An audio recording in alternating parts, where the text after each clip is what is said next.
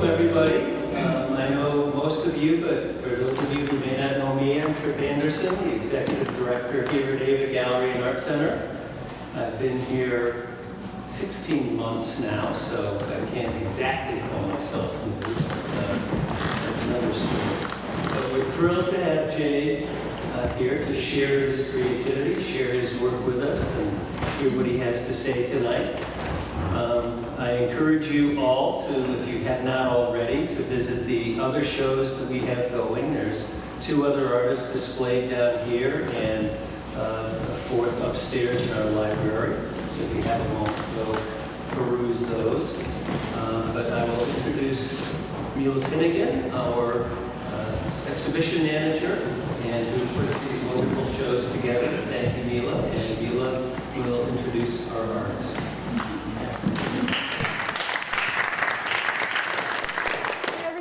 Good evening, and thanks again for coming. It's my pleasure to have the work of Jay Mead here at AVA Gallery and Art Center. Jay received his bachelor's in visual arts from Dartmouth College and has gone on to receive a master's in fine arts and sculpture from Skidmore, as well as a master's in fine arts in painting from the Vermont Studio School. His work has most recently been installed at Middlebury College, the Adrian Duckworth Art Museum in Meriden, New Hampshire, and Sculpture Fest, how could I forget? And so we're just so thrilled to have Jay's work here. I encourage you, if this is your first time here, come back again and see it right in the morning. Come back and see it in the middle of the day. The way that the light moves through this room and the way it affects the work is just, it gives me shivers, honestly. And I'm so excited to be able to live with this monumental work for an entire month. It's a real treat, Jay. So thank you, and without any further ado, Jay Mead. Thanks, Mila. Well, thanks for coming out. Originally, I was going to have a really different show here, and I actually canceled for a year because I just didn't feel like I could pull what I wanted to do off. And it was going to involve saplings and forests and a lot of playing around with this space. And then I came into this work, and it felt like just the right thing to do. So, repurposed. You know, this building is repurposed. I'm wearing a repurposed belt. Let's see, where else? Oh, you know, I mean, it's an old idea. So you think about Picasso's bull, that's a wonderful repurposed thing. There's, you know, artists have found a lot of life in stuff that has had a different life. And so I work for an organization called Cover, and we do home repairs on low-income people's houses, and we have a lot of stuff we take to the dump, and I was getting tired of seeing the construction piles build up and look at all the pressure treated we're throwing away and going like, I got to do something with that. So yeah, let's go to the first one here. I think you know, I just started to just cull my waste and just put it aside, and I was like, okay, I'll rip this stuff up. And the first thing I did was create sort of an elongated cube, but I did have a sketch, and I was thinking, okay, how about it's going to be segments, and it's going to go, you know, from larger to smaller and kind of mathematical. I think I'll keep reducing it by 6 inches, and it's going to have tilts, and it's going to have complex angles, but you can't really figure out all that stuff until you actually just do it. And so, you know, I had just rough measurements, and so, and then I decided, okay, so what am I going to cover this thing in? And I was thinking, oh, plywood maybe, but no. And then I saw this stack of roofing that I have in my backyard, which came off my roof, and I just thought, oh, that stuff is awesome. And then. And it has a black surface. So this is looking inside one of these things. It's actually looking inside that piece, Attraction, how it looks if you were crawling inside of it. It has slightly rusted surfaces and sort of a black painting to it. So, and then, you know, this was the first thing I did. And this piece actually, you know, right over there is something I put up at King Farm. And you know, it was, it's the beginning of this little body of work here. So, you know, I was really happy with what was happening with it because, you know, you build these structures and you put a skin on them, and it's sort of like what Christo experiences. He wraps stuff, he hides it, but it accentuates something that you didn't see before. So you'll see in these images, you know, the substructures, the skeletons are pretty interesting in and of themselves, but then when you put this skin on, there's another element that comes into play. And so you play with light, shadow, and okay, we could move on to the next one. So, and then, you know, like, there's a lot of serendipitous stuff. So this is at King Farm. This is something that I've been curating thanks to Charlotte. Charlotte here, who has, you know, invited me to be part of Sculpture Fest, but then to be at the King Farm, which I've fallen in love with because it is an amazing place. It's operated by the Vermont Land Trust. And we've been having a large sculpture there for over 10 years, I think, now, right? Yeah. 8. So, 8. yeah. So I've started the first show I curated there, which was 3 years ago, a show called Grounding, was very successful. And then, but I've always looked at this place as being like a lab. And because it has these, you know, these old farm buildings, but also this really remarkable landscape. And so, you know, I've had the opportunity to play with that landscape, and I've been inviting other artists to come play with me. So they've been doing it, and this is our second year running a project called the Land Art Lab Project. I just sent emails out today, just again reminding people of when the show is opening and to start thinking about placement of work. And what's really also so special for us artists is that we really can think about the placement, the space, how we relate to the buildings. And so for me, right here, this is on top of a little hill, and what I love here is like there's a reference to the actual material. So you see the functional elements, which are the roofs, but with a non-functional thing, which is art, right? It's like stuff that has no function, but it does something to us. So, and then, you know, this is what it does to us, you know. We look at it and it becomes a marker on the landscape. It becomes a portal. It's something that pulls us. And maybe we start to see something different about that place. So what was really good for me about that piece was a whole shift. I was sort of, I think I was ready to move out of saplings. I tend to use materials that are easily accessible, easily regenerative, and so this was a whole different direction to move from like tree-like things to this kind of, I guess you could call it a post-industrial material. Okay, so we'll go, yeah. So from that form, I just like, I decided, well, I've got to now try to work and expand where I'm going with this. I want to just try some other things. So this was headed in the curvilinear direction. This is in my shop. And I'm working on this piece, and so you can see the pressure treated material.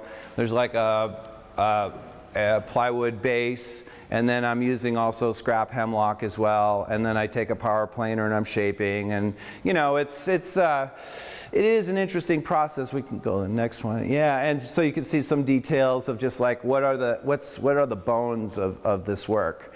You know, this stuff doesn't stand on its own. It needs something where the screws can attach to, and plus I have limitations because my material is only so wide because I'm taking it out of roofing that's, you know, like I might get 24 inches out of it if I'm lucky, width-wise, and it can be like 10 feet long. So I have to plan for that as well.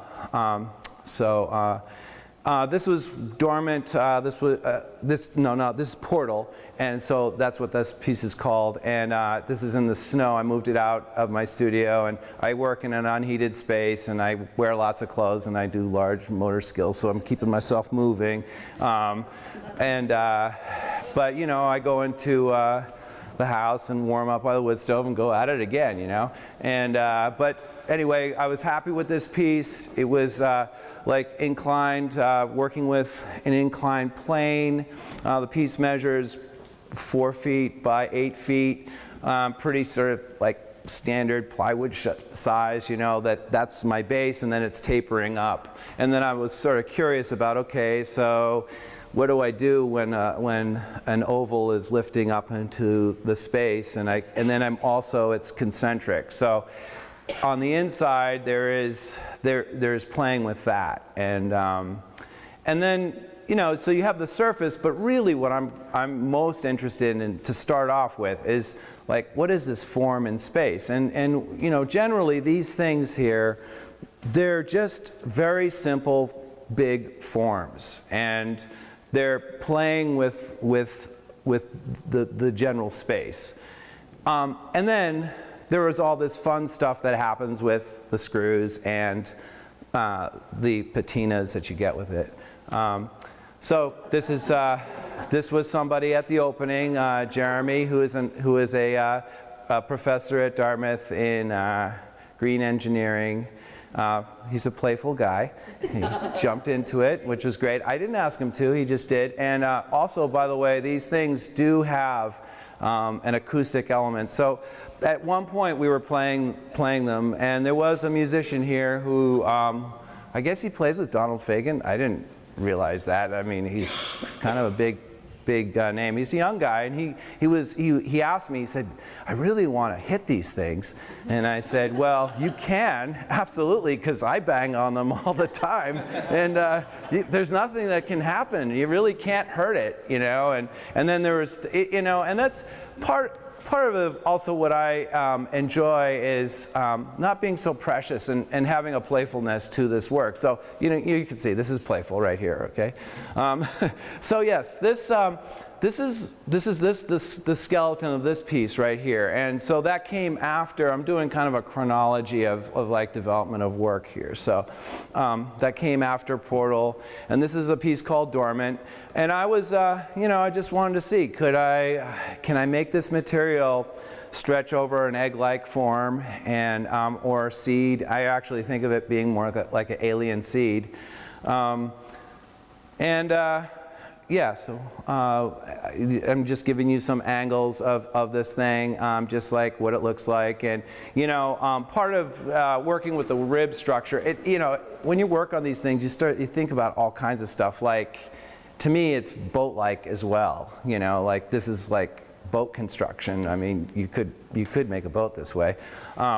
But these are just, you know, pieces of hemlock that are patched onto pieces of plywood, and you can see it's all just patched together, you know. And I did make a pattern of the ribs, and there's 8 ribs, and then there's these traversing sections that go across, and you know, I need a place to be able to attach my panels, and I like the asymmetry of all that stuff, because part of it is a practical way of going about it, which is, you know, you can drive screws this way, and it's a lot easier. But I find it visually way more interesting. And so, so as I start to sheathe it, you know, this is what it looks like as you're covering it, and you can kind of roll it. And you know, the thing weighs a couple 100 pounds, 300 pounds maybe. When I got it to this point, I invited a young relative of mine into the studio, and she's 4, and it was around Easter. I said, hey, I got a big egg in my studio, you want to see it? And so she came in and she said, that is not an egg, that's a spaceship. And you know, and I agree with that. I think, you know, she's got a point there.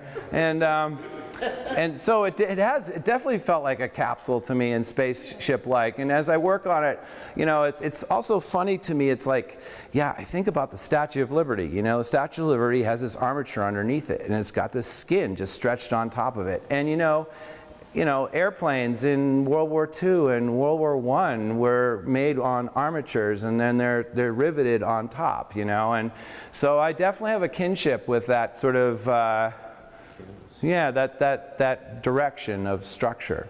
You know, I also, just to say what I'm using, I'm trying to use really pedestrian things, like things that anybody could use, like not high-tech material. It's really, really basic stuff. Screws, saws, found material, you know, and yeah, we can go on to the next. And so this is what, you know, Dormant looks like out when it was put outside. So I got to, the other thing that's really nice about not being precious about the material is I could just roll it out of my studio, and I roll it across the ground, and I roll it into place, and I hear all the dents happening as I'm going, you know, and it already had dents. And the beautiful thing about it is, like, it looks so much better having dents and wrinkles, and you know, it's like, it's just being honest, right, about what's going on with the material. So it picks up light. I find if it was just so perfect, I would just, I don't know, it wouldn't be as much fun to me, you know, and so I really do like the imperfection. And you know, some of you probably know that Japanese term wabi-sabi, you know, appreciation of imperfection. And then that's really what I love. And you know, and it's really life. It's like you look at an old tree, and it's, you know, it's wrinkled, and it's got, you know, maybe it was struck by lightning. It has so much more character, right? You know, it's lived through stuff. And people are that way too. And you know, and we all are experiencing it, right? We get our scars, and you know, and you know, some people think that's not so interesting, but you know, as I grow older, I think, yeah, that's kind of interesting, you know? We're getting more interesting, maybe. So anyway, this is what the alien seed Dormant looks like out there. Okay. And from a distance, it really, you know, I'm sure it, you know, it looks like something that just landed, right? You know, so there it is, just landed. You haven't been contacted by the NSA or anything? Nobody has, no, but my neighbors, they drive by and they go, what the hell is that? And I just say, that's art. That's all there is to it. Highly illegal.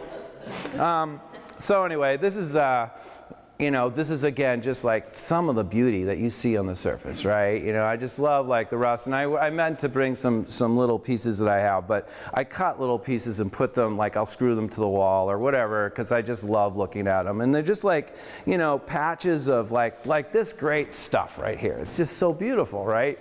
And you know, it makes you think of the desert. If you've been to the desert, you see a, you know, salt flat and then sky. That's what it's like. It's like this incredible landscape. So, you know, I feel really lucky to work with it. And then I you know, I got into the screws, and they're self-tapping, you know, sheet metal screws. And you know, especially that piece there. And if you look at this piece, this just close up, you know, I realized I'm quilting in metal.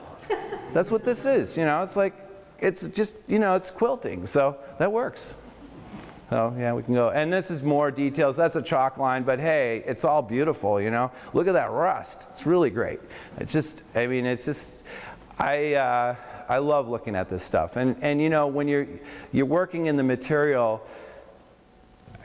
all of us who are creators have this moment where you're working it, and you're just, you get like in a trance at times, right? You're just like, it's catching you, you know, and that's what happens. It's like, and this is, you know, this picture is just like, this is what I love about this particular material. So, yeah, some of the things. Okay, so this is layout of this last piece right here, and I just thought I'd show you how, like, you know, so, you know, I went into those curvilinear pieces, and then this piece here was a continuation of attraction, right? Basically a similar, but a little more radical, a little more twisting it as much as I could. And you know, with anything, you get better as you work it, right? And you learn tricks. And I think I was, even though a lot of people love attraction, and that may be their favorite piece, there's a simplicity to it.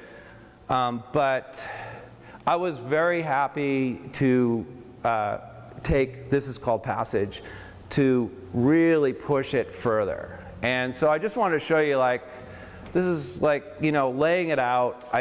That's how I do it. I just kind of, I put it on the ground. I start to put it together. I'm using these little plates to connect because the joints are kind of tricky, and then there's screws driving through everything, and then it gets stronger as time goes on. We can go to the next one. And so, but you know, they're all pretty beautiful, actually. The segments are beautiful in their own way. So like, I pull this outside, I go, oh, it's gonna get buried, but I'm gonna take a picture of it while I can, because it's kind of cool the way it looks. And there it is, standing out in the snow on its little bottom, and it goes from like 6 to 12 to 18 inches to 22. So yeah. And then, you know, this is what this structure looks like underneath. So it's very kind of, maybe, I don't know, Bucky Fuller-ish, maybe, I don't know. But it's just a lot of structure. And so what I'm playing with is like taking a square and twisting as much as I can. So as it goes, so the square is kind of moving through in this journey. And you know, so right over here, you can see this is where those two pieces come together, the 2x2s right there. And so that's, you know, when I transported this here, I actually had it in 2 halves. And then I finished it here, actually in the space, because it hadn't, you know, I had it sheathed in 2 halves, but then I put it together here. So I wanted you to see this, and we can move, yeah. And then this is looking at, you know, how this is. This one's kind of feeling a little elongated, but mostly it's accurate. And but I really wanted to get movement with this thing. And you know, putting it together, I wasn't sure if it was going to be like horns or if it was going to be this yin-yang thing, which is what it ended up being. We can go to the last one here. And I'm just losing it off the side there. Now, let's see, can we move that? Yeah, there we go. Perfect. Yeah, so that's in this space, obviously. And, you know, one of the things that I really like that I wasn't sure it would happen, I mean, it just happens, is the way that this piece just balances on this little point down here. You know, it's kind of a very, I feel it's pretty elegant, you know, and it has this, it has a very organic quality to it, even though it's made out of metal. You know, it's kind of strange that it does that. The other thing about working in this way, it feels like I'm creating ducts, you know, it's like duct work, but you know, but it's also, it's totally it has no practicality to it, you know, so I really was happy with the way all these pieces are fitting together, and especially, you know, like the screw accents, they really work for me. Now, it was really great getting in this space with Mila, and because she would just say, okay, so where do you want to light this thing? Or how do you want to light it? Or these things, you know, and they are outdoor pieces, but they're inside this space, right? So, you know, we played with the light, and we had a really good time. I could say, yeah, I think on this one, I want it coming from that angle, and let's just keep it low, you know, on the other side. And on this piece like this, we played with hitting, you know, several points, but I feel like the lighting is really key in this space, and it really mimics for me this time of year, which, and I was saying to Peter, I think it was, as we're, you know, that we, you know, coming over here, the light was just so beautiful. It's like we've got sunshine and clouds and rain, and then, you know, an incredible rainbow that strikes in, you know, and it's just like, and I feel like the light that we've created here feels pretty close to the time of year that we have. So, you know, it's a bit of the outside brought inside, and that feels pretty good.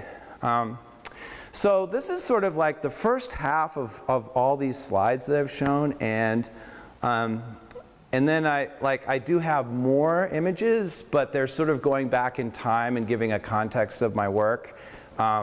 And I'm happy not to do that, but if you all want to continue on, I'm happy to do that. So, or if you have questions about this part of this show. Do you want to continue on? Let's see. Yes, please. All right. Jay, this is a real breakthrough for you. This is? Yes, I think. That's beautiful. Moving forward. But even way back, the ones you did in California with the trees from the buildings, Well, I'll show you that if you want to see. I love that piece. But that to me was the first thing. That's the next image, by the way. Oh, yeah. Other question I have, did you go crazy with the spacing of the screws? No, I just do it by eye. No. It's more about. Pretty. No. I mean, I like the rhythm, and then I like the expansion and contraction because it's not totally anal about, I just. You admitted you're a quilter.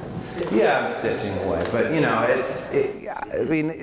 I'm trying to be conscious of it, but I'm also not trying to drive myself crazy because of it.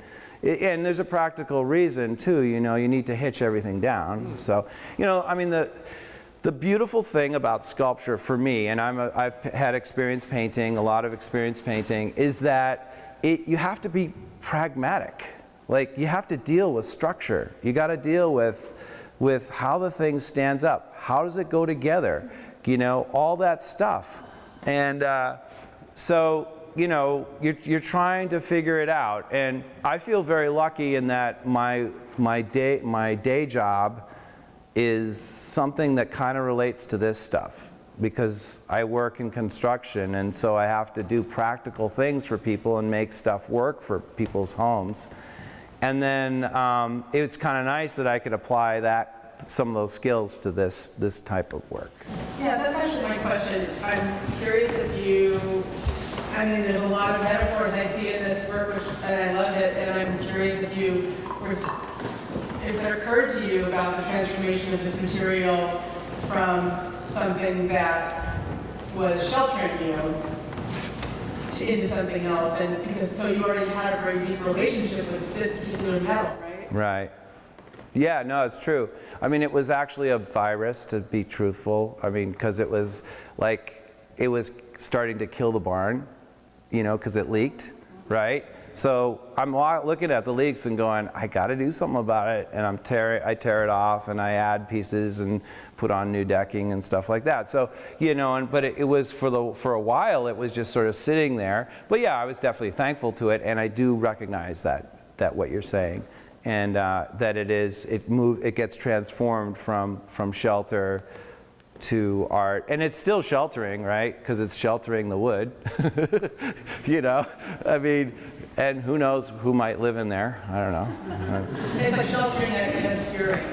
Yeah. But it has a different function for sure, one thing that was great about it was that it's galvanized, and I was like, oh, it's a great material. It's perfect, And I definitely have pushed it hard at times, like really stretched it, and I haven't ripped it much. It's been pretty straightforward. Yeah. So do y'all want to continue on? All right, so we have this image. So this is a piece called Found Stump. This is what I did in San Francisco when I lived there. And this happened in 1990. And I've been an environmental activist. And I was in this period in my life, I was involved with Earth First and a ancient forest campaign. And I was also working with giant puppets. And I do have experience with bread and puppet. That's sort of like in college, I got involved with them, and then it became a mode of expression, and it's really, really different than what appears in most galleries, or if I think we all know bread and puppet, and they changed my whole outlook. And so this piece kind of melded together actually a fine art direction and my puppetry, because it got to be, because it's political, right?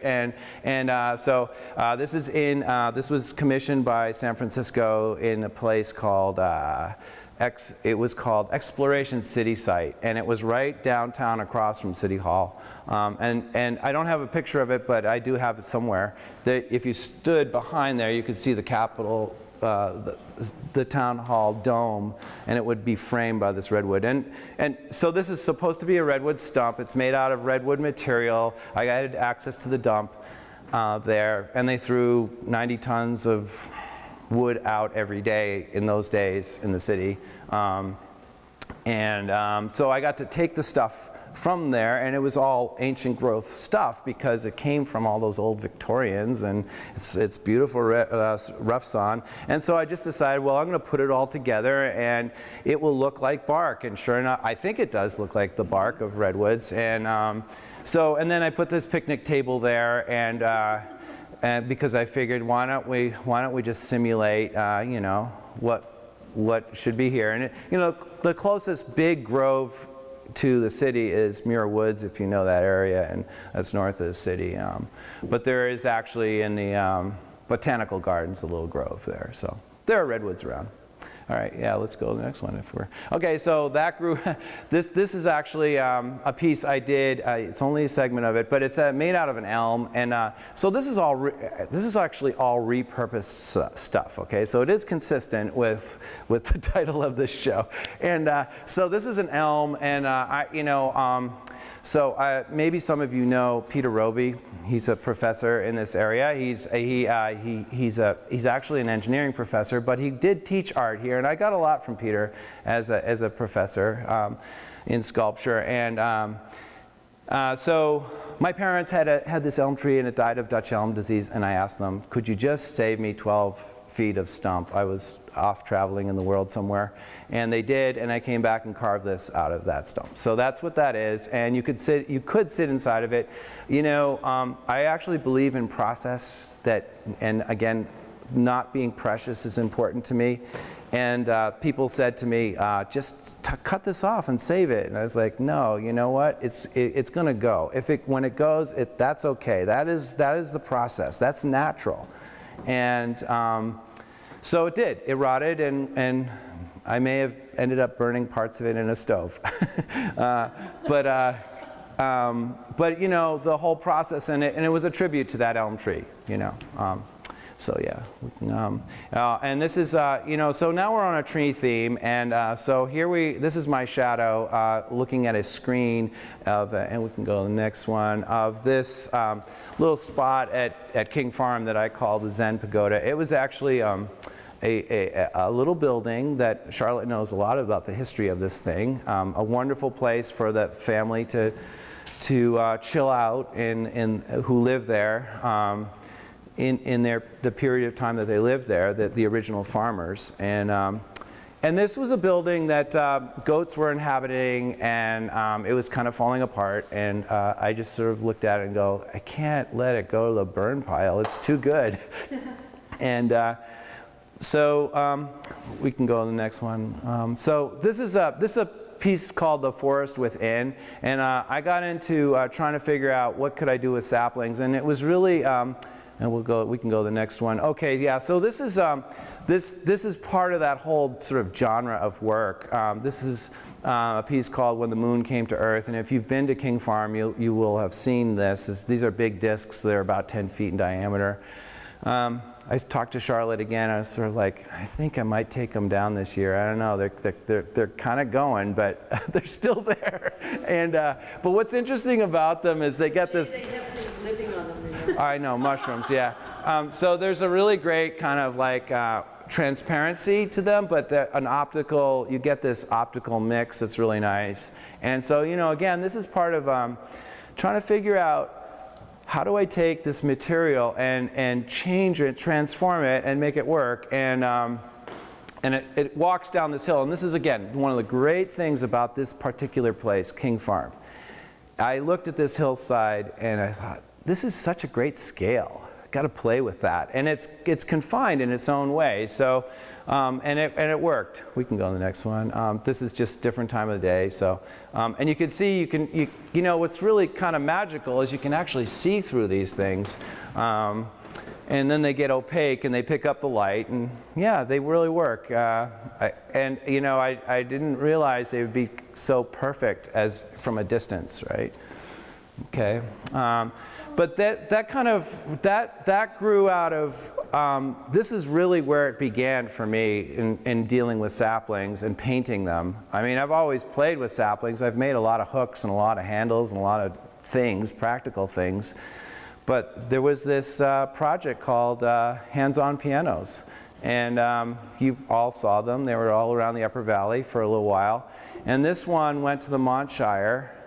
We can go to the next one. And, you know, people played it, and they had this really kind of silly requirement. They wanted to get a tarp over it, you know, and somehow protect them. And, you know, really what they should have done is put it under a roof. But, you know, this piano only survived so long. So This one was too tall, we couldn't get it under. there was at Montshire, they actually did have an overhang, but Margaret knows more of the story than I do. But I had a really good time with it, and one thing that led to me to paint these was I was looking for birch trees. I couldn't find enough, so I said, well, what the hell, I'll paint them white. And that's what happened. So, Jay, I was on that committee that looked at all these. Yeah. And there were a lot of them, remember, just dozen. You were the only one who had a really clear description of what you were doing. It was really clear. But I like that because your process is pretty envisioned. I mean, you do begin the minute you decide what your materials are. yeah. And you live in it, and I think that was very clear here. I just remember that now that I see it. It was a long time ago. Now it's like 5 years ago, was it, Margaret? It was 6, 10, 8? It was before Oliver was I don't know, our memories, right? 6 years. It was a great project. Yeah, and there's still pianos around. There's one at Dan and Witt's, and anyway, we go next image. So yeah, this is, oh yeah, so they had this plastic that you had to pull over it, and you know, it was an interesting little challenge. I had to float stuff off so the plastic could wrap down over the keys. You know, we deal with fog and atmospheric conditions, and pianos really have a hard time living outside.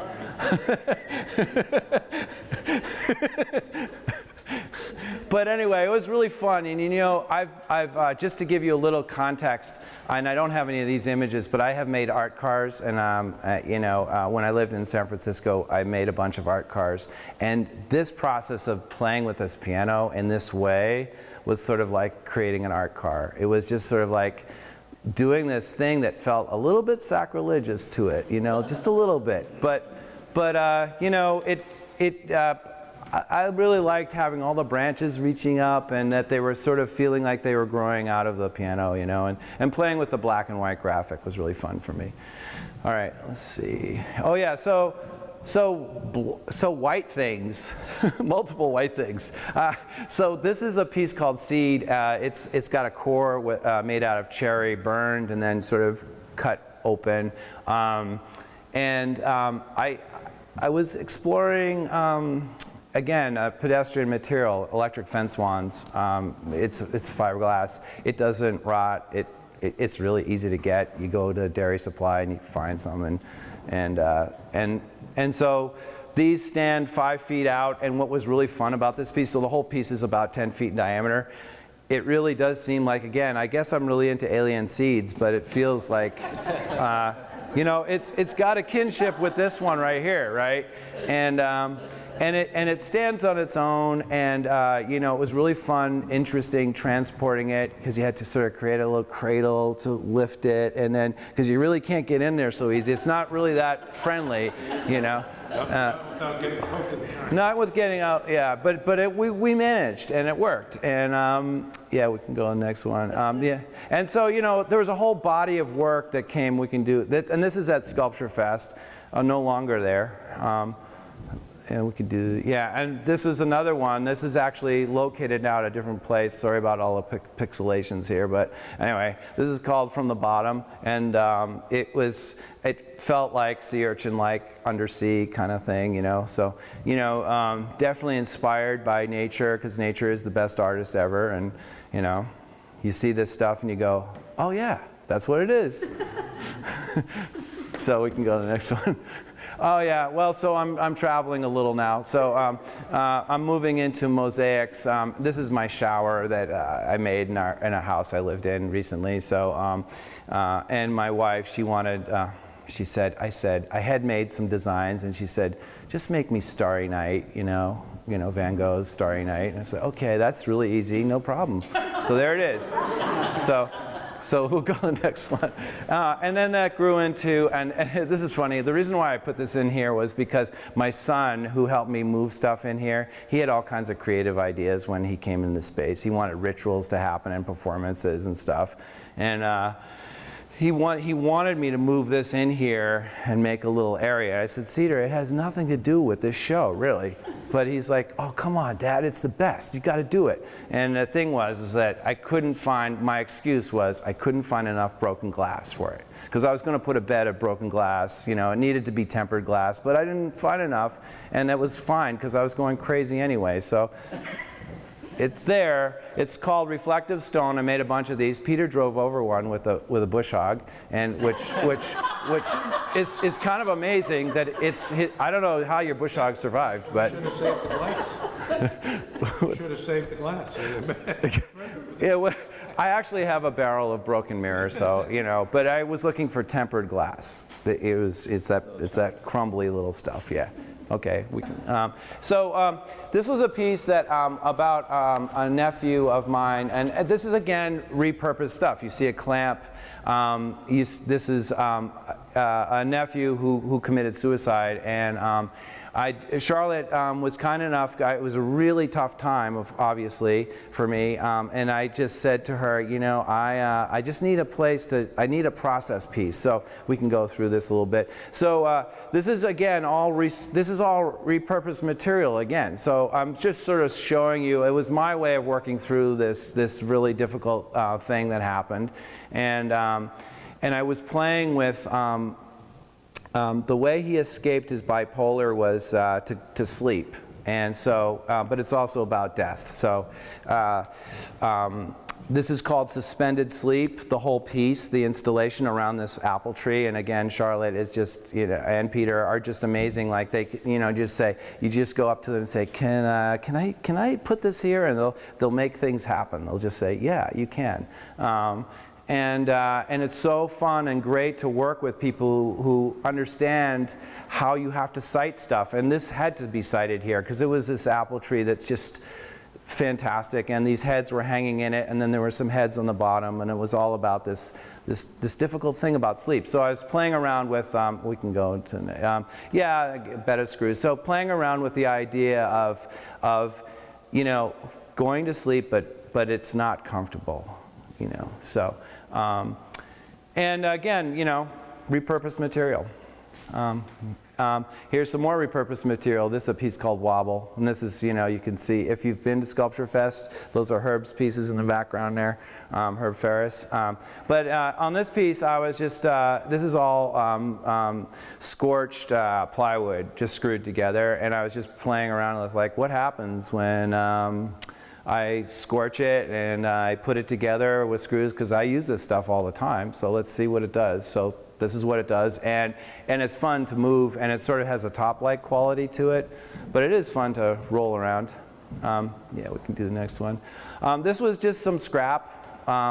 This is again getting back to like that tree thing you saw that was, and this is a scrap from a stool that I made for my mom. So this is what I do with stuff. I can't throw it away. I can't burn it. This is mahogany. It's just too nice, you know.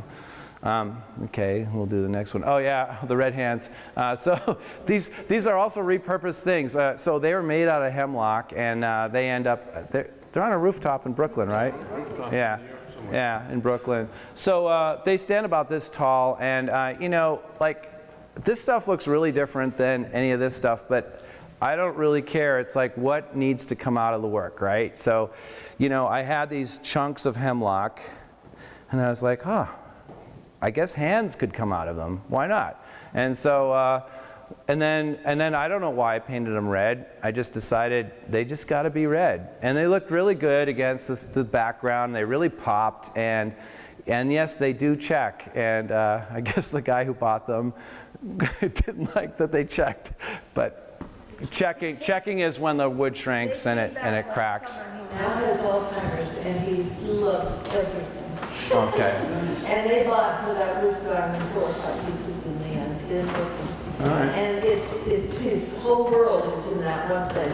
I'm just saying that because the fact that somebody who has a country house with good stuff wants to take these things, repurposed material, like Yeah. people up here, Yeah. to a group, put it in a group garden. It's so amazing, including a barber shop. You know, just they have their own garden, and he still knows what's going on in his roof garden at least. That's good.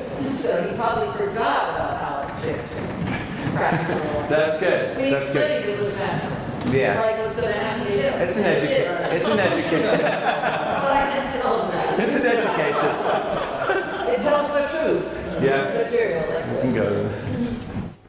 Oh, so I did mention giant puppets, and I just decided I'd throw this in too, because this is a puppet that I did a project down in Brazil a little while ago. Colleen actually went there, and a crazy tantric community is spiritual community down there, and they use theater to work through stuff not far from, well, a couple hours from Sao Paulo. They wanted this character that, so this is the TV in his hand is apathy, and this is greed, is the money, and then there was another hand that was violence. It was so these were oppressions that were being expressed. And you know, when you do community theater and you do giant puppet stuff, you kind of work with people and you try to create stories together. So this was the story we created together, and they wanted to get my skills as a puppeteer and a person who can make stuff like this. So, you know, this is all repurposed stuff. Again, stuff that, like, I went to a brick factory and just got a bunch of clay and we cast the head, and which is about 6 feet by 4 feet, that head.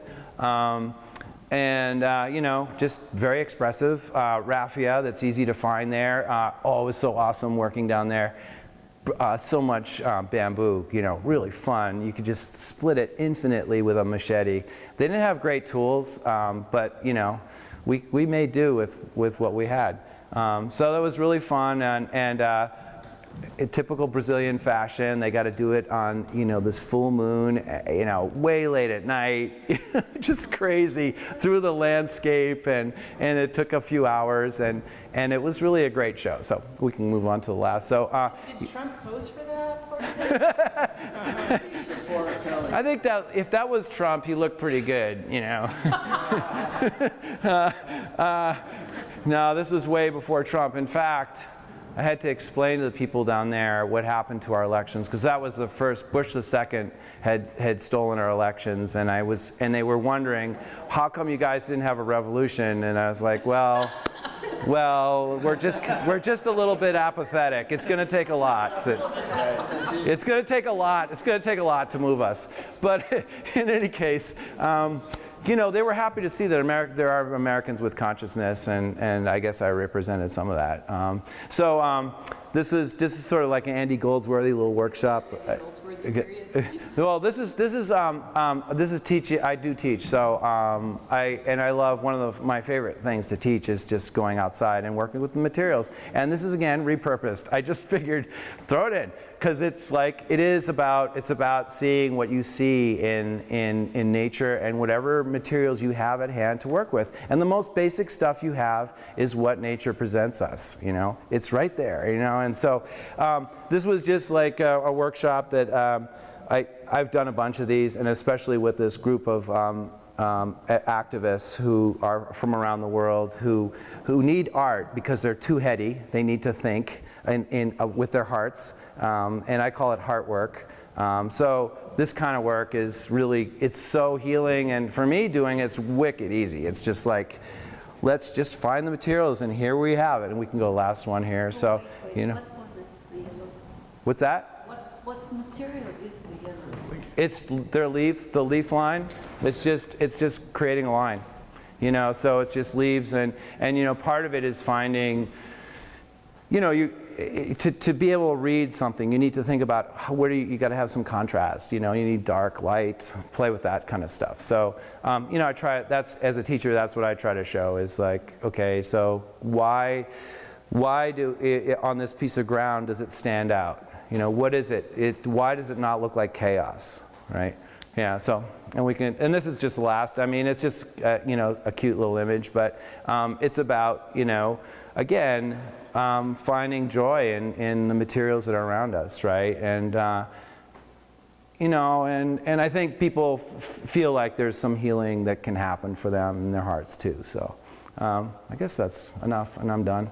Thank you.